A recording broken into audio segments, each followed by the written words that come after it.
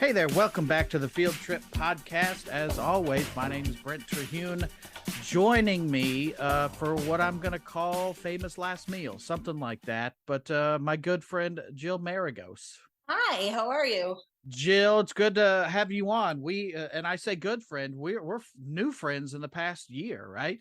But not any less good, I I think. know. Newish Sometimes you friend. meet people and you could just click and you talk, and because we were in a comedy condo for 2 weeks.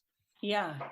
So you got a lot of time to hang out with people, Talk comedy and talk people. Yeah. talk shit like we were before the mics turned on. everything, everything was always good all the time. Yeah, Yes. yeah.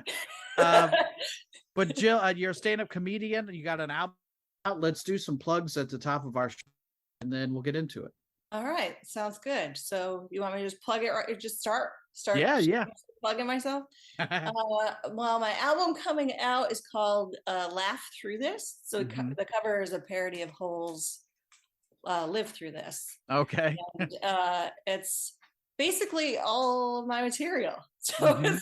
I think the person editing it, I asked incessantly, is it good enough? Is it funny? Is it okay? And Yeah. he's, yes, I've listened to it 6 times and I Mhm. still think it's funny, which I find is an endorsement. But it comes out August 12th officially, Mhm. Helium Records. So there's that. Excellent. And if I don't know exactly when this is going to come out, but if it's not about if this is out before August 12th, you can Yes. still pre-order it. And Yes. if you're releasing an album as a comedian, and if you're not unaware, it's very important to get those pre-sales, because sometimes it comes out at midnight and you can jump up to #1 on all the charts, and that definitely helps. And for anything, to get that screenshot and be like, I Oh, was #1, it's a dream. I can't, I'm afraid that it might not happen because I have a friend Mhm. who's releasing his album too. I'm not going to tell you who it is because I don't want to Okay. promote his album. I feel like I'm a little competitive right now.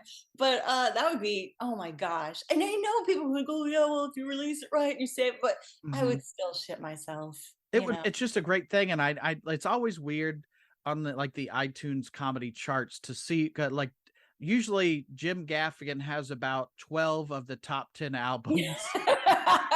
Yeah. Like, it's all we're comics are always battling Jim Gaffigan, and then Yeah. Or presumably it's Weird then Bo Al. Burnham. Yeah. Weird Al, where it's like those are timeless because those are parodies, and Right. like I feel like just music holds up so much better than stand up. Right. Right.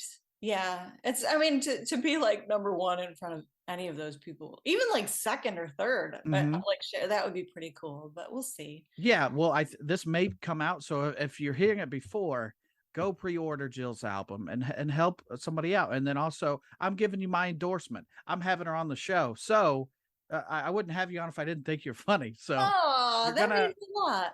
yeah. Well, I enjoy your comedy, so you're a stand-up comedian. Tell me, well, I know where you're from. Tell people where you're from, what you do, your home address, all that stuff. Social, Yeah. I'm from Buffalo, New York, Hmm. and I'm currently living in Memphis, which is jarring because for about, well, 10 years in between, I lived in Hmm. California, which was lovely and not too stabby at all. So it's Yeah. been a little bit of a change. But I started in comedy about 10 years ago, and I Hmm. have 2 bachelor's degrees, one in broadcast journalism and one in mechanical engineering.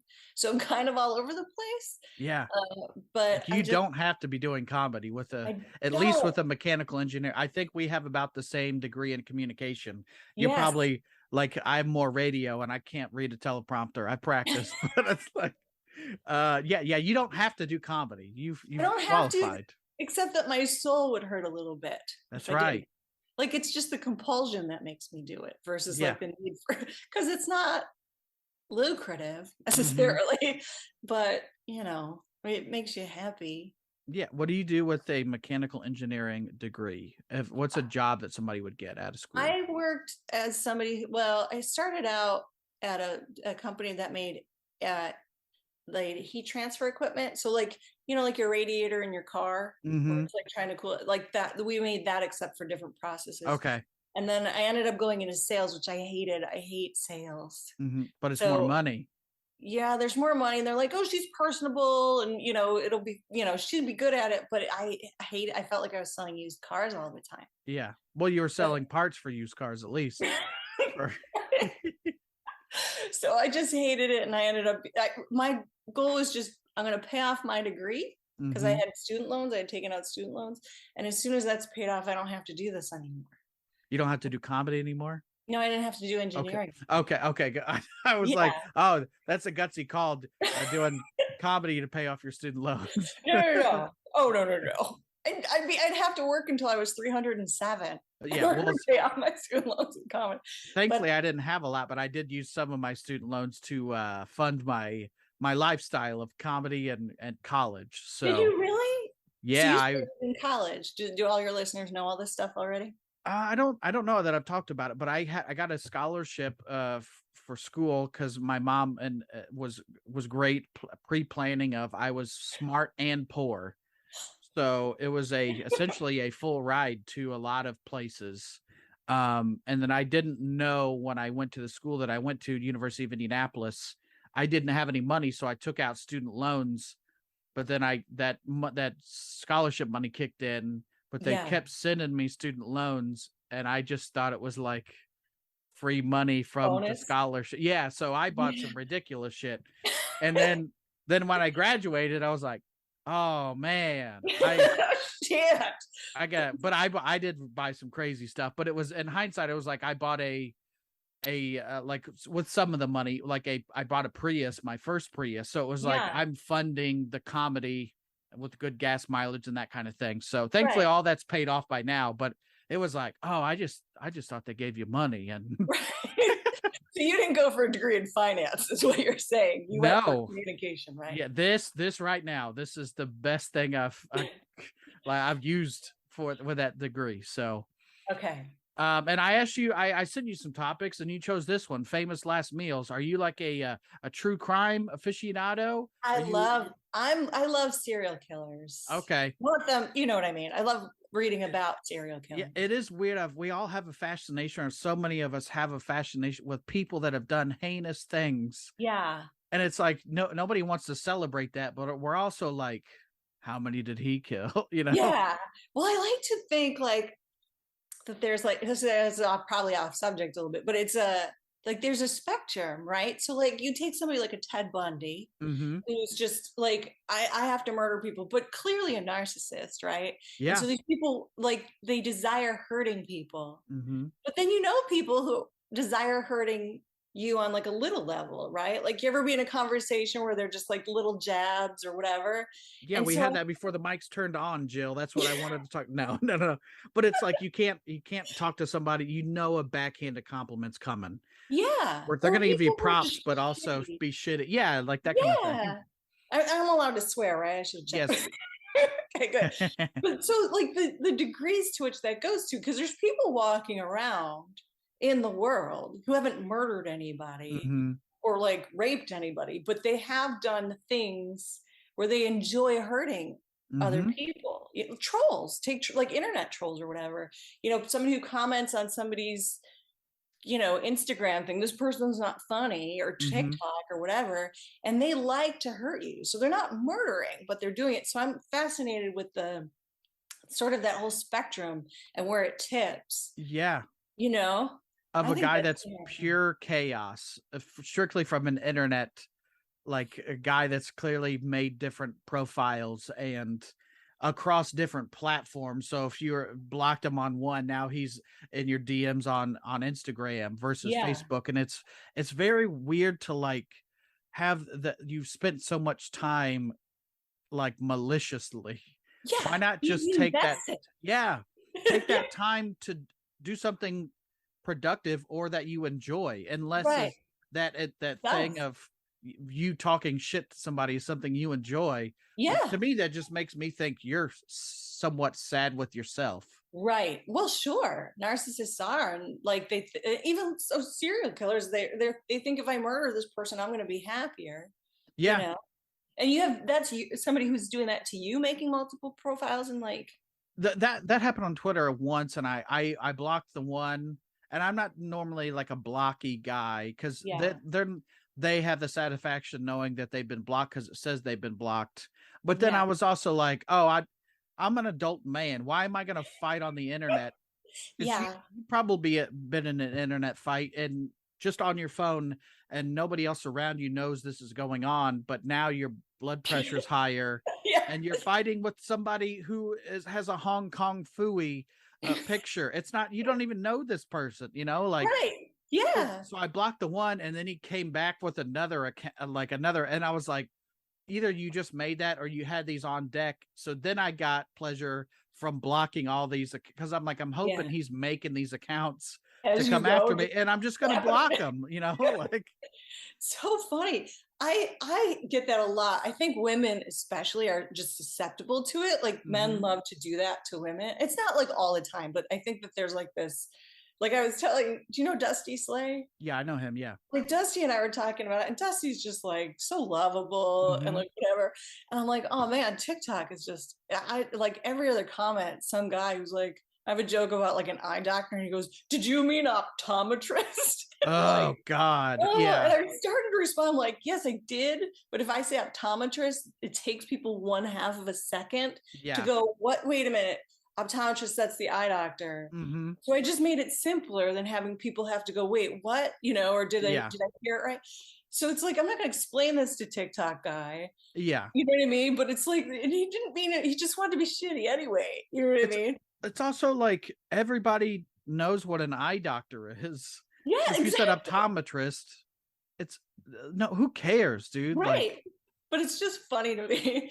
And then what's funny was like, I have YouTube clips up that I don't usually look at, but then suddenly it must be like caught in a loop or something, a logarithm or whatever. And some guy commented, oh, she gets political. It's really not that political, but he's like, I wonder what she would feel if somebody said that about Biden. And I let it sit there for a while. And I'm like, do I respond to this person? Do I comment? And then I noticed that his user profile was YYZ, which is a Rush song. Okay. And I love Rush. So like I ended up like commenting, and I go, hey, are you a Rush fan? I said, I love Rush. And he's like, I saw them live and they're the best, it was the best concert I've ever seen. And I was like, I'm a huge Neil Peart fan, and I've just started learning drums, and he has a great book called this and this, and we're having a conversation because that's a great book, and you're a good person. Thank you for your kindness. You and that's flipped how it ended. And I was like, when does that ever happen? But I mean, had it been something I didn't recognize, I would have just been like, whatever. But it was clearly like, he must love Rush if his username is YYZ. Yeah. So like, this is crazy. It is weird because I'll have people, it's like when you drive past a shitty driver and you have to look at them to see what kind of look is attached to a shitty driver. So you do that on the internet of, what does this asshole look like? So you click on the profile picture, and then you realize we like the same things. Yeah, like, you're not that different, Yeah. But it's that internet that would he say that to your face? Certain comments, and it's like, if you wouldn't say it to somebody's face, then why would you say it on the internet? Right. There's that safety. It's the comfortability for them behind a computer, I think is, I'm trying to think of the way to put it, but like, they're extra comfortable because of the computer, and I'm extra uncomfortable because I'm holding it in my hand in the kitchen. Does that make sense? Like, well, and they know things about you that you don't know the same things about them, Right. Yeah, I have no idea who this person is, but they're like making judgments, and it's like also a joke. So you do know that they can actually do that thing. Okay, but this is a clear attempt at humor, and you just had to be Debbie Downer over here. Right. Well, somebody else that was a Debbie Downer, Jill, was, you already mentioned him, so we'll just open with this this handsome fella, Ted Bundy. Yeah. Theodore Bundy was executed by electric chair on January 24th, 1989, after confessing to the murder of 30 women. Yeah. Confessing. And some of these I will go in more in depth with. Ted Bundy, I'm like, by now he's like one of the Avengers of serial killers. Oh, so for people are kind of aware of his story. But he declined his last meal. So he was offered a traditional plate of steak, eggs, hash browns, and coffee, which he didn't eat. He didn't eat any of that. I bet you it's because those hash browns didn't have like a crispy layer on them. Yeah, he's the one smothered, covered, and chunked or whatever. He just didn't want to eat it all? I guess no, yeah. Interesting. Yeah, and we'll find some of these didn't want to eat, and some of these, man, did they want to eat? Yeah. What would you want to do? Would you want to eat? I would want to eat. Probably I do. That's always half my life is that. So it's like, and we'll find out that some of these people on death row, I'm one murder charge away from just eating like I was on death row anyway. Live like it's your last day, right? Isn't that what you say? Dance like no one's watching and live like you're going to die tomorrow. And the more I do, the less days I have. But man, aren't they great? Aren't they so good? Well, when I read this one, I thought that's exactly how I would eat every day. But Timothy Mcveigh, of course, put to death by lethal injection here in Indiana, I believe in Terre Haute, June 11th, 2001. So thank God he got out of there before 9/11. But he killed 168 people in OKC with the bombing. That's a lot of people. It is a lot of people. But he was expeditious about it by doing it all at one time. Yeah, I know. It wasn't spread. He was one and done, apparently. Yeah. The mass murderer requested 2 pints of Ben and Jerry's mint chocolate chip ice cream for his final meal, which he ate in a windowless 9x14 holding cell the night before he was executed. And just that kind, that's not my flavor, but I'm like, I could eat a pint of ice cream. Just just one. I could do 2. I could, but I'm also, let's keep the glutton at bay a little bit, But you're gonna die in like an hour. That's true. Yeah, if I'm thinking, but I wouldn't stop at ice cream. I would just. But I don't know. Maybe the sadness would be like, oh, I'm gonna die tomorrow. But maybe he's come to terms with it. Right. Because would you love sadness more than like comfort food? Yeah, this is ice cream is like the very definition. Uber comfort food. Yeah. What? Sure. So, what are you gonna? Let's say you're on death row, are you gonna order food and eat it? Yeah, I've thought about it. Okay. Here's it. Not only am I gonna get all the food I love, but they come from very different places, which is gonna make them. I'm gonna be a pain in the ass until I die. Yeah, you're that parent that's got to stop at 4 different places on the way home. Yep. Yeah, I want all the things. I want from Buffalo, I want Chef's Spaghetti Parmesan Crispy, the largest version, which is just pasta in pasta sauce, but they put like they cover the whole plate with cheese. Okay. Like a mozzarella Parmesan, and then they bake it under the grill. They broil it until it's bubbly and brown. So I like that. Yeah. Can you have alcohol? I don't know. At a certain point, you're going to die. So unless they got some weird rule, what does it matter? Right. They might say probably don't want you sloppy drunk in there either. But but I mean, I think I'd want some Jameson whiskey. Okay. And then there's this place in Sonoma County, California that has this thing called a peanut butter stacker dessert. And it's like cream cheese. It's got peanut butter and chocolate and peanuts, and it's the best. And I want that. And then there's this place in Napa that has this, it's called Travinia is the restaurant, but they serve like these like long skinny pieces of sliced bread toasted. And then they have this almost like stringy mozzarella creamy cheese that they spread onto the bread and with some olive oil. And I want that as well. Man, I'm eating as much as I can until like either I can't, like it comes up through my mouth and there's no room to have left, or I just shit myself. Probably a little both. Either way, you got me wanting to be a serial killer with the way you're. And I also like that it's not just like different stops on the way to the jail. You got to go. You have nationwide. To go. Yeah, coast to coast. And then if you commit the murder in the middle of the country, then you're a good. You're getting the most out of your pain in the acidness. Yeah, you're the type of person that's like not only planning the murderer, but the geographic spot just so you could get that. Hey, FedEx me some spaghetti. But here's the other thing, and this is why I don't do Postmates, is because when it gets to you, it might be colder or not. Like I want it like at the restaurant. That's asking a lot. I know, but I'm you're a murderer, right? But also you're gonna die because you did bad things. It's not like your Make-A-Wish. They're flying in. This poor girl, she has leukemia. Yeah. Well, still, if they're going to murder me, I'm going to be a little bit resentful. No, I get it. But I'd be a little bitter. Yeah, you're Freddy Krueger. You did bad things, and then they killed you, and now you're mad that they got mad, and now you're coming back. Yeah. Well, here's one. Do you know a dude named Victor? I think his name is Feguer, Feguer. Do you ever heard of that dude? No. Okay, well his last meal. Go figure. Go figure, huh? I'm sorry. He wanted. That's a good, by the way, good joke. Was executed by hanging, March 15th, 1963, in Iowa. Okay. He chose a single olive with a pit for his last meal, reportedly saying he hoped the tree that symbolizes peace would sprout from his grave. And the olive pit was found in his suit pocket when he was buried. Did it? I don't know. We'd have to find in search of his grave. Yeah. Well, I have his backstory because this was one that I didn't know, and I'm not a huge true crime person, but I know Ted Bundy, Yeah. So Feguer was a drifter native to the state of Michigan. In the summer of 1960, he arrived in Dubuque, Iowa, done a casino gig there. You probably have done that one as well.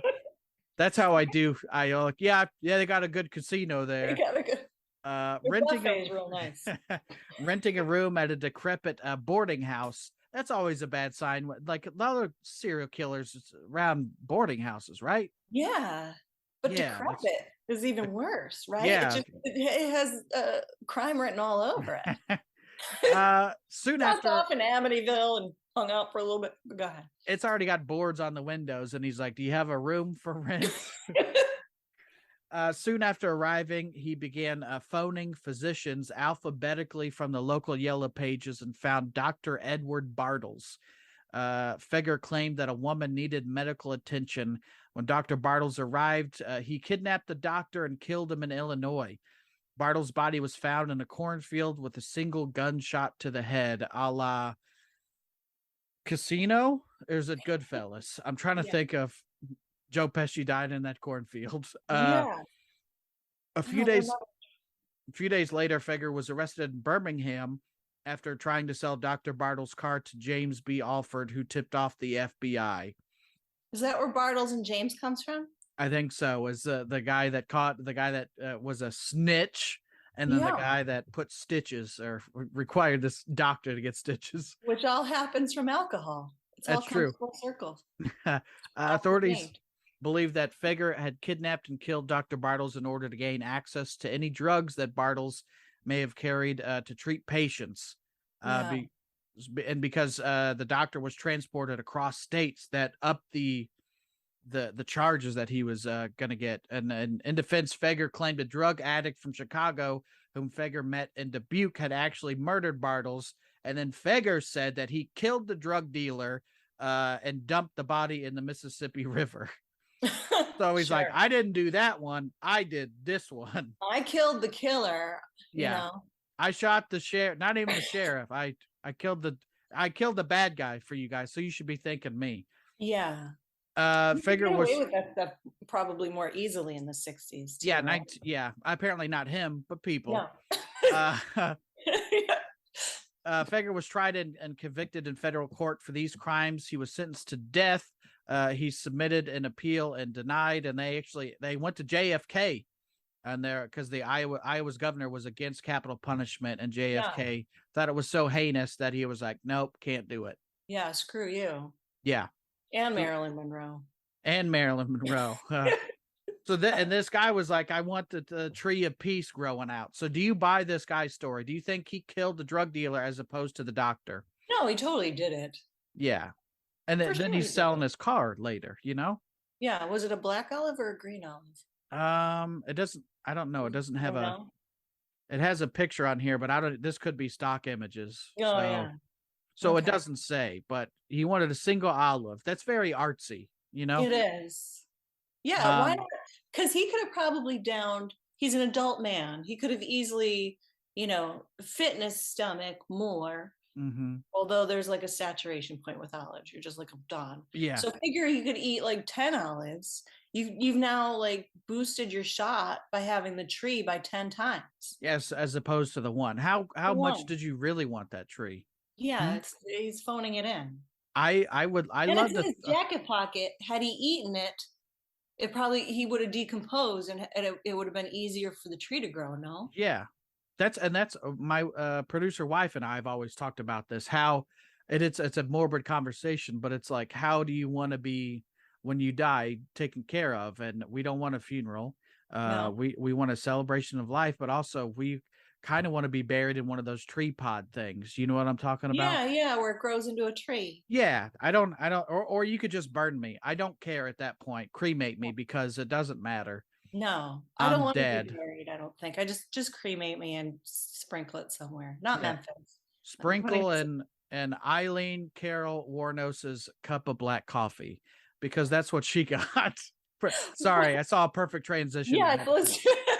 Let's do it. Do you know Eileen Warnos? No, the name actually sounds familiar though.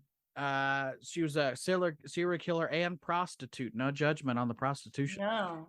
Was executed, by lethal injection, October 9th, 2002 for the murder of 7 men in Florida.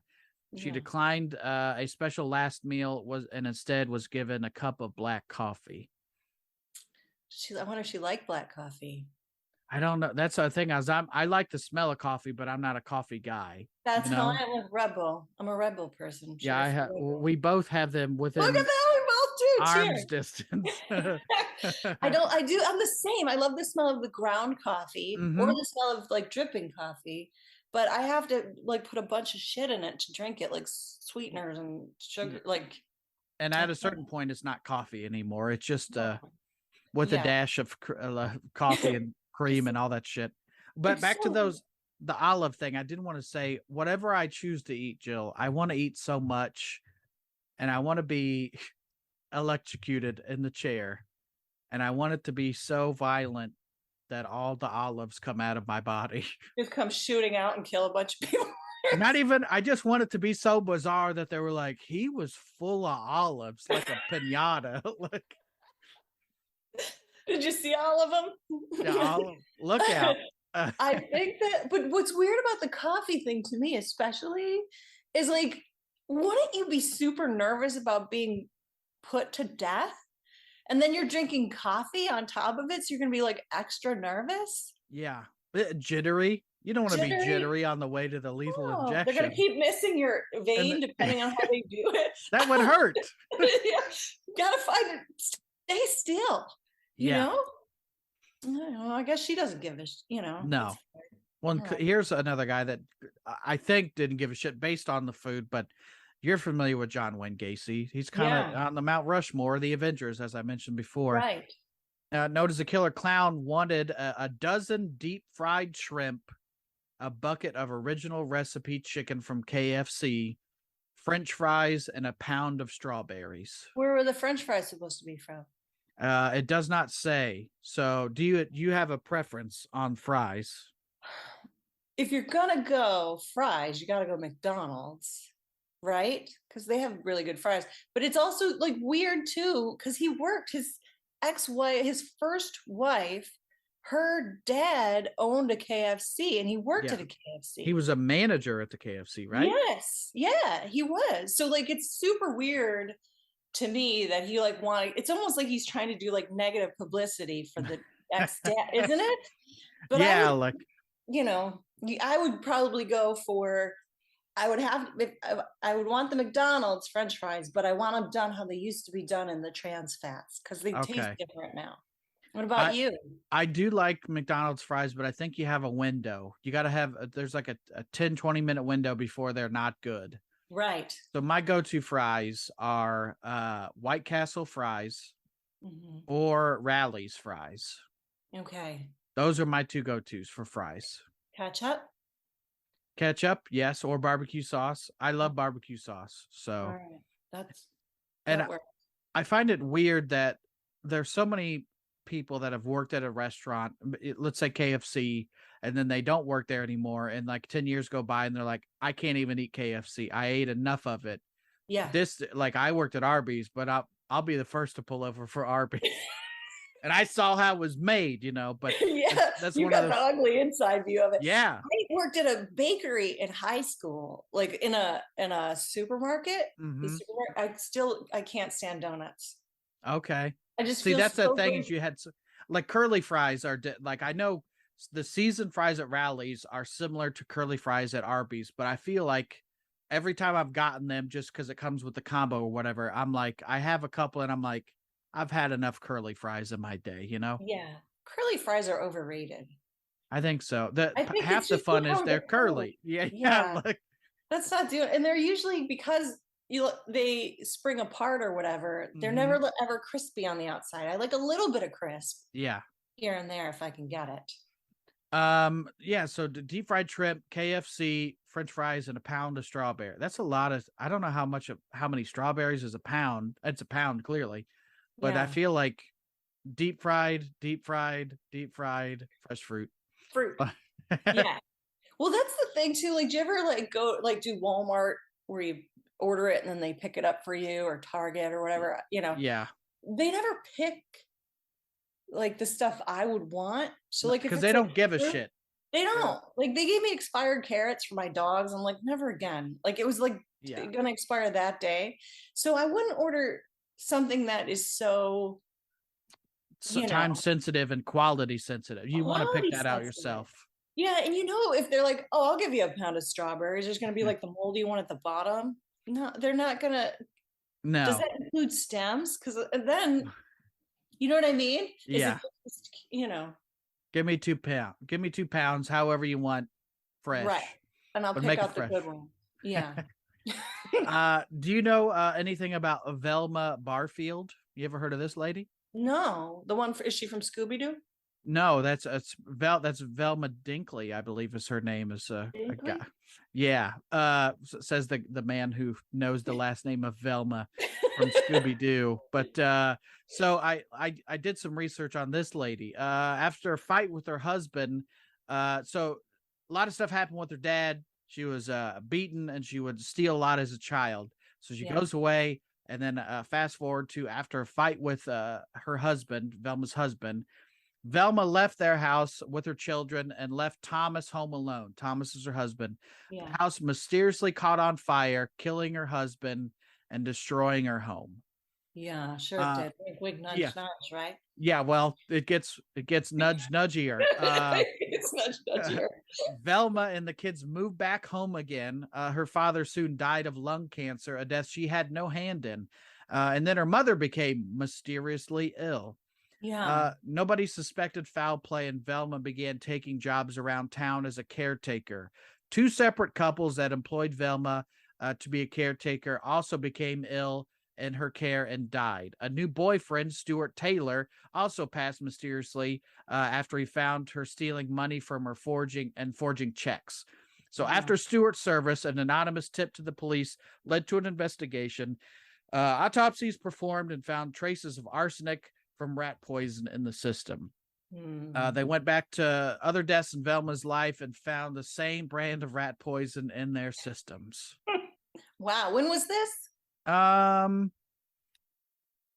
After she was executed in 1984. Okay. November 2nd, 1984. It's extra weird when it's a woman. I feel like there's 2 women here, and I when I was doing my notes, I'm like, oh, I picked 2 women right off the bat. Yeah. But it's also I didn't know them, you know. But I was also like, let me do some dudes so I don't look like like you're just trying to. But what's weird there was the prostitute who killed a bunch of people, like 7 guys, right? That you're talking about. Yeah. And it's weird because there's so many serial killers who prey on prostitutes because they're so hard to keep track of. Like, they move around so much because they don't want to get caught, and they're not apt to talk to the police because they could get in trouble for what they're doing. Yeah. So like Green River Killer, was it Menendez? Was he one? No, not Menendez. That's one of the brothers, right? There was a guy down in Southern California who murdered a bunch of like prostitutes and stuff like that. And so it's interesting that the it was flipped. the prostitute was murdering men. Good. Yeah. Good. Well, I guess good. Now, again, now she's getting revenge. I'm like, nah, I don't kill people anyway. But it's also weird. Like with the thing with prostitution, it's like, even if they got caught, that they were going to get charged for something because they're like, I'm a prostitute, But then it's also like a part of society where there's a lot of people that would be like, good, one less prostitute, like. Yeah, there's still people. Yeah. Yeah. So she was. Go ahead. No, I was gonna say, what'd she have to eat for her? Well, she confessed to 4 of the murders, as was given the death sentence, and although psychiatric witnesses tried to stop Velma from being sentenced, she was convicted in the end, and the first woman to be executed since 1962.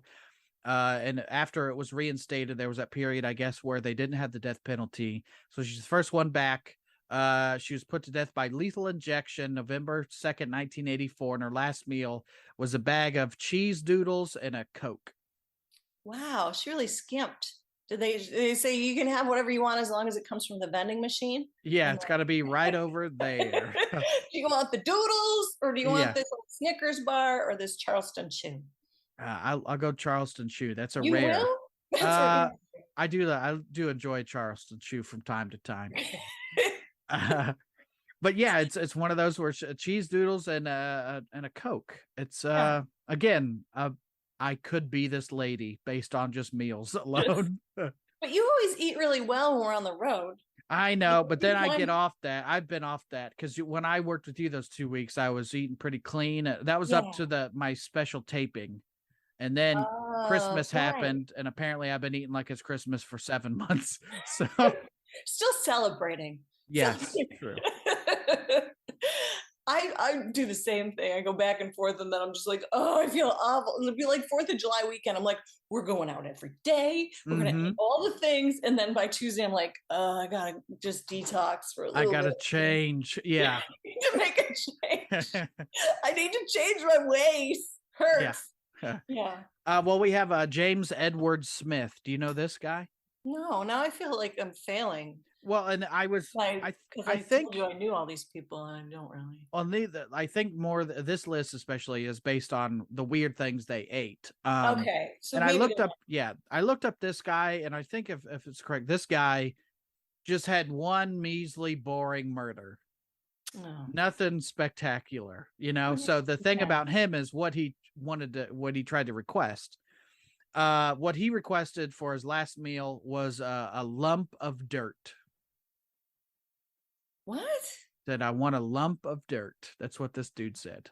Oh, he hates himself. He feels shame. Yeah, I guess June 1990, by the way. So since the dirt was not on the institution's list of approved foods, the prison denied the request, and he was given yogurt instead. Oh, Jesus. Yeah. I hope he liked yogurt. I get, like, at least give him something with an earthy taste. Give him those strawberries Right. Give him the leftover strawberries. Yeah. Like, give him potato. You get a baked potato and you're like, this is earthy. Yeah. This is good. That's at least dirt. Don't wash the potato. Let him get some dirt. Yeah. Don't, at least if you wash it with your hands and not one of those vegetable brushes. That's true. It's stuck in the eyes. Get a little flavor, tinge. We have Teresa Wilson Bean Lewis is her name. Do you know anything about this lady? She's probably been married about 3 or 4 times. Yes. I don't know for that, but she was, and then she wasn't, and that's part of the crime. Okay. She was an American murderer who was the only woman on death row in Virginia prior to her execution, sentenced to death by lethal injection for the murders of her husband and stepson. October 2002, as she sought a profit of $250,000 from a life insurance policy. Oh, wow. Based off her stepson, who was from the Army and going to go and serve in Iraq. So not only did she kill this guy, but also he's a hero. Yeah. September 2010.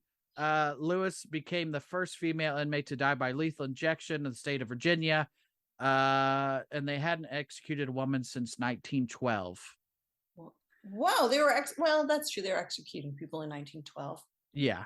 Here's what happened. The fall of 2002, Teresa Lewis met a 21-year-old man named Matthew Jesse Schallenberger and 19-year-old Rodney Lamont Fuller at Walmart in Danville, I assume that's Virginia, I guess, and began a sexual relationship with them. So both of them at the same time? I don't know. In my head, yes. Dear Penthouse. Yeah, I was at Walmart. Just right there in the sporting goods department. Yeah. Then, young ones, 19 and 21. So in October 2002, Charles, that's her stepson, came home on a visit from the Army and training in Maryland.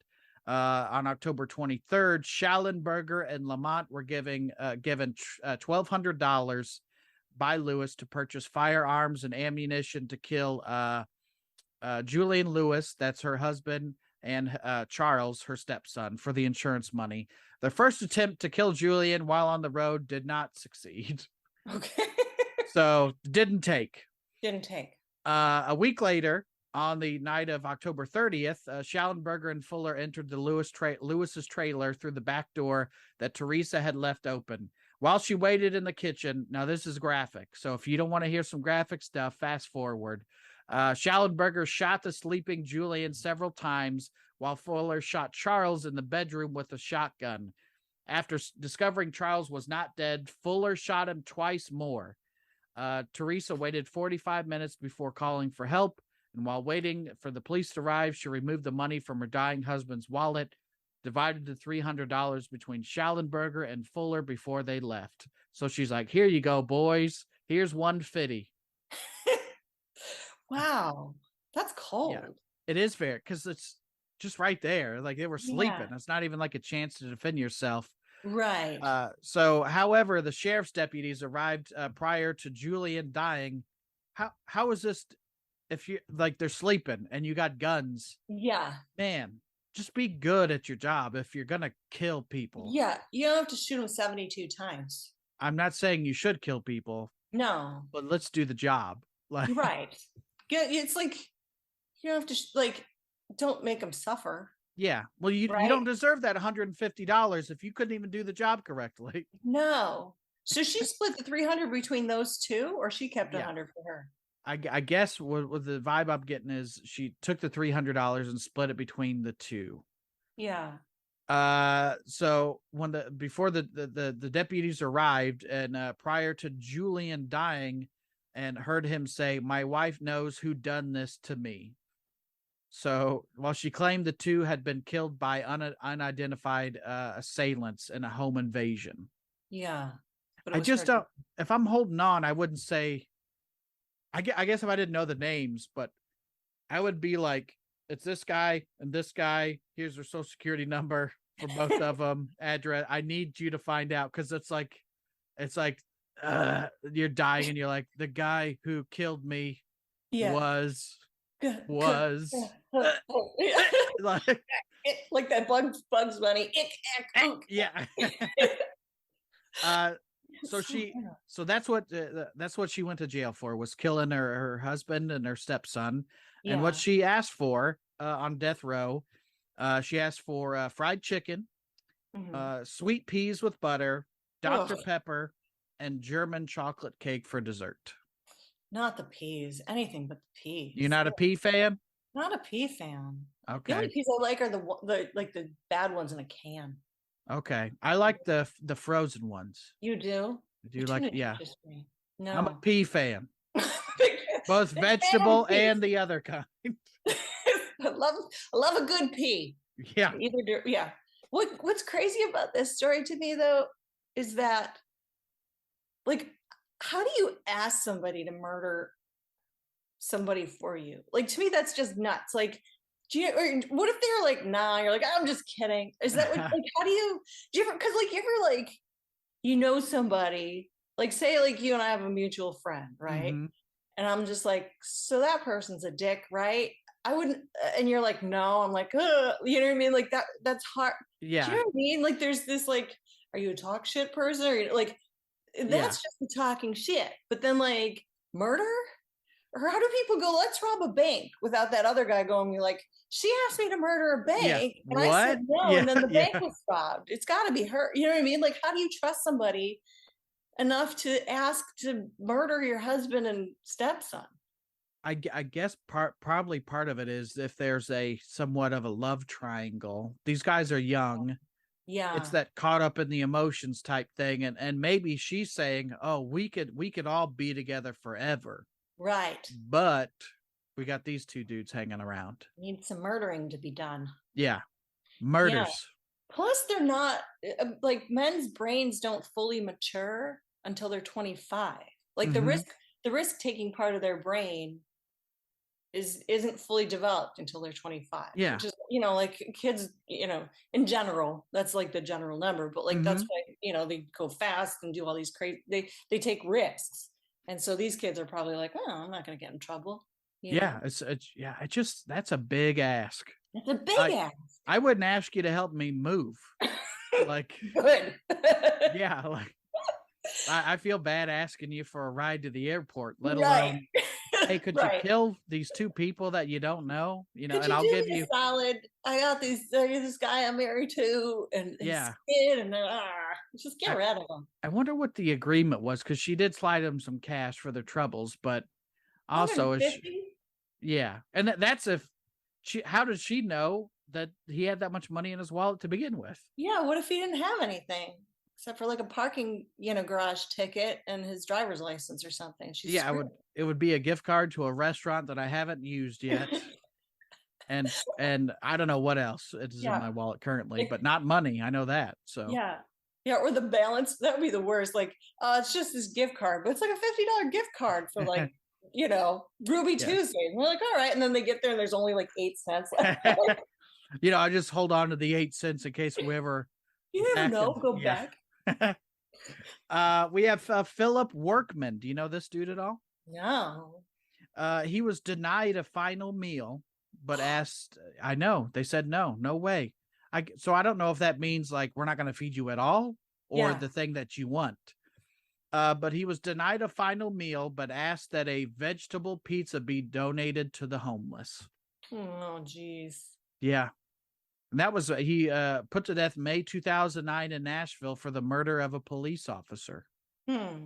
So in place of this final meal, he asked that the pizza be donated to homeless people in the area. While prison officials refused to grant the guys the wish, they said surrounding homeless shelters were inundated with pizzas in honor of Workman's request.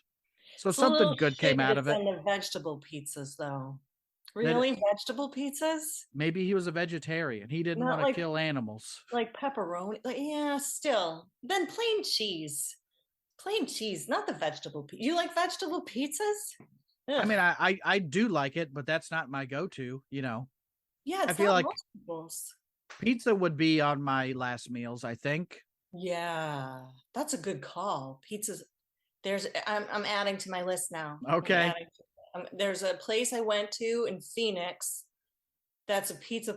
Tom Papa, the comic, took me there, and he's like, "This is the best pizza in the country." I'm like, "Yeah, okay." Yeah. Phoenix, right? Sure. It was the best pizza I've ever had. That Phoenix style pizza. It was just but the owner of this place like makes his own, like not just makes his own dough, but like grows the tomato. Like they do every little aspect, and it's very simple, but everything's perfect. Like perfect. And I was like, this is the best pizza I've ever had. I want one of those. That's the kind of pizza I need, because I hate when like a pizza is fancy. Yeah. I don't need like 8 kinds of cheese. Just give me like the one. Yes. And I don't need it to be fancy crust. Just make it good. Like good crust. I hate when they try, because I will eat a frozen pizza or Little Caesars, or I've gotten the Hainan pizzas, and I'm like, I'd rather just have closer to Little Caesars than this, gourmet type stuff. And I'm like, this is not even, pizza's supposed to be kind of like you could eat it on the sidewalk type thing, you know? Right. What is the brand? There's a brand. What's the rising crust one? I don't know. It's not delivery. It's DiGiorno. Yeah. It tastes a little bit like black licorice to me, like anise. Now, did you order black licorice on your pizza? Did not. Okay. It just tastes like that. Their crust or their, I think it might be in their sauce. Okay. That they So put yeah, something in there that tastes like anise. and maybe that's just like that's the fancy version of frozen pizza. So it's like the highest end of some of the lowest end pizza. It's the best of the worst. Yeah. It's not though. I don't like it. I would rather eat like a, what is it? You call it like Uncle, not Tony's. Tony's? It's Tony's, right? Tony's or Totino's. Yeah, either one of those is fine with me. Yeah. And again, it's hard to mess up pizza. So yeah. I'd go pizza. I'd go some form of tacos. Ooh, what kind of tacos? Probably just like a ground beef taco. I like that. Either soft or hard. Yeah. And then General Tso's chicken with rice. Okay. All right. Yeah. Have you had Fuzzy's tacos? No, I've had a fuzzy taco before. You know what I'm saying, but oh shit. All right. No, Fuzzy's tacos. I've had them in Omaha. So good. And that's the city I go to, so I'll have to do it. It's right by the club. It's right by the Funny Bone. All right, I'll have to literally next door. Now, I don't know how I missed it. Yeah, do it. Here's our last famous last meal. Okay. And then we'll talk about your album a little bit. We have this guy named Lawrence Russell Brower. So, and this is a list of food. This is more than John Wayne Gacy.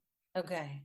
I'm trying to figure out before I even tell you what he did or what he ordered, what he did, but I don't know if on this list. Either way, let's get into it. He wanted 2 chicken fried steaks with gravy and sliced onions, a triple patty bacon cheeseburger, a cheese omelet with ground beef, tomatoes, onions, bell peppers, and jalapenos. That's all the omelet. Okay. He wanted a bowl of fried okra with ketchup, 1 pound of barbecued meat with half a loaf of white bread. And I don't know if he just said barbecued meat, because I feel like if I'm ordering barbecue, I don't say specific brisket or whatever, Right. Chicken or, yeah. Yeah. 3 fajitas, a meat lover's pizza. So there you go on your pizza. Yes, there you go. A pint of Bluebell ice cream, a slab of peanut butter fudge with crushed peanuts, and 3 root beers. You gotta have 3 root beers to get all that down. That's true. Yeah, and that probably goes with the ice cream too, by the way. Yeah. Make a nice root beer float. Yeah, you could. So apparently this guy, Lawrence Russell Brower, apparently he got all this stuff. Yeah. Which, if I'm going to jail and be put to death, this is the jail I want to go to, whatever he was in. And it said Brewer purportedly didn't eat anything from the list, claiming he wasn't hungry. Oh, that's the ultimate screw you, isn't it? That would be. Oh my gosh. Because he didn't just say an omelet. He said with ground beef, tomatoes, onions, bell peppers. He's like going in depth, and then he's just like, I'm not hungry. Never mind.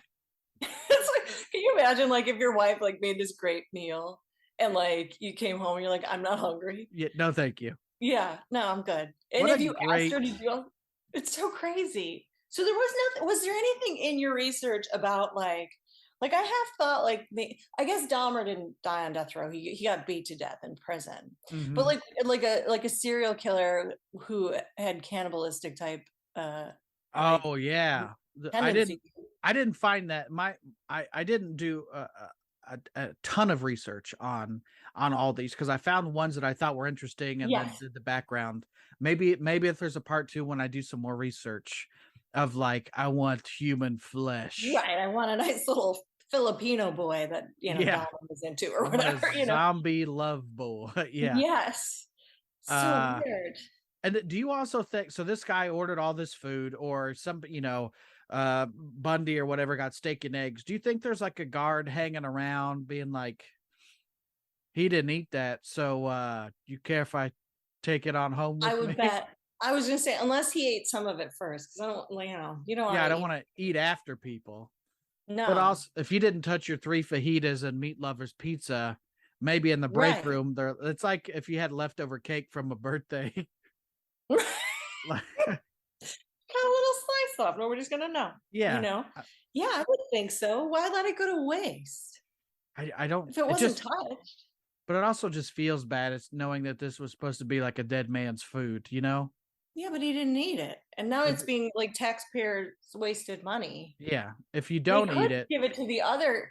That would be the nice thing to do, is give it to some of the other prisoners. yeah. How would you? Yeah, you're like, I'm on death row, but I'm not gonna be, killed for 5 years. So I've had like 8 last meals just because so and so didn't want their stuff, Right, they didn't want it. What from that list would you want, and what would be the thing that you would want the most, and what would be the thing you didn't want? Okay. The okra, I think, sounds disgusting. Yeah, I've had okra, and I don't. It's not my go-to. So and no ketchup on it or something weird, right? Yeah, okra with ketchup. And I do like that he's like with ketchup, and then again I'm not hungry. Yeah, no, I'm good. I probably ketchup, not Heinz. Like give me the ketchup. Yeah, give me the good. Yeah. Well, and he had almost 2 things because he had fajitas, that's close to tacos, and he had pizza. Yeah.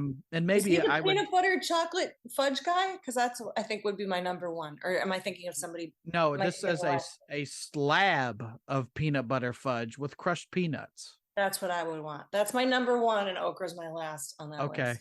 Maybe I'd want the barbecue too. I'd probably just go pizza. Yeah. There's more of it too. It's a whole pizza. Yeah. Yeah, that's you're in my brain of like, oh, but you just have some barbecue, but you have a whole pizza. Yeah. Yeah, I don't get tired of pizza. Like I could eat a whole pizza and at the end be like, that last piece was just as good as the first. Yeah. Whereas like barbecue, I kind of max out, like the flavor, I'm just not afraid of the flavor. I do love if I've had pizza like for lunch, and then if I'm with somebody for dinner and they'll be like, you want pizza? And like they find out that I had pizza for lunch and they're like, do you want it? I'm like, yeah, I still want pizza. I'm not gonna not eat this one because I ate that one. It's pizza. Right. I'll just get a different topping or something. Well, that's been famous last meals. I almost called you Jeff for no reason. Jill, but you have your album coming out, and this is you're essentially your best of. It is, because this is your first album. So if you were like me, I kind of like, here's all my stuff, Yes. I tried to self-produce an album and it just didn't go anywhere. So like probably a third of that, my best stuff is on this. And this is also new stuff that I've written since I did that album. But yeah, I agree. It's like, I was thinking about like somebody's first album is always like the best, for music.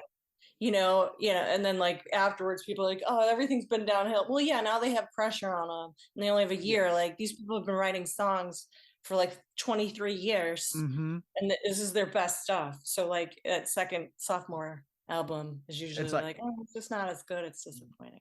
Do it again, but in a year. Yes.